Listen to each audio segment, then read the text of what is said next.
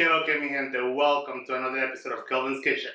On this episode we are making fresh guacamole. Let's go over the ingredients.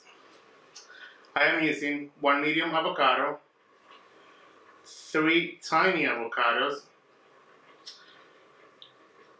half an onion, 6 cherry tomatoes, some fresh cilantro,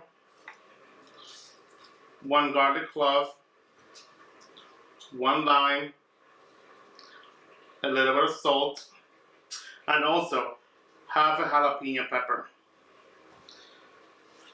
First, I'm going to put my avocado into a container with a spoon. You can get your avocados out of the skin. It's pretty easy. Now that I got all my avocado into a container, I'm going to cut everything into tiny pieces. And I'm only using half of the jalapeno pepper. Also, I am not using the seeds of the jalapeno pepper. I am only using half of the pepper.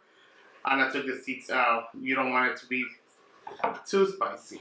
The first thing you want to do is put up your lime juice into the avocado. You don't want the avocado to turn black. The lime juice will prevent the avocado from turning from green to black. With a fork, you want to mash your avocado. And if you like it chunky, you can leave it chunky.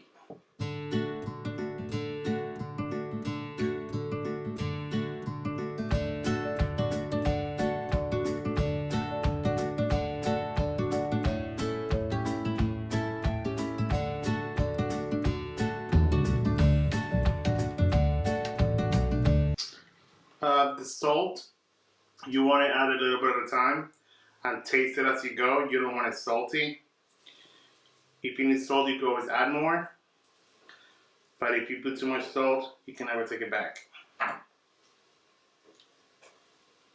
So there you have it, guys. My fresh guacamole recipe. Now let's try with some tortilla chips.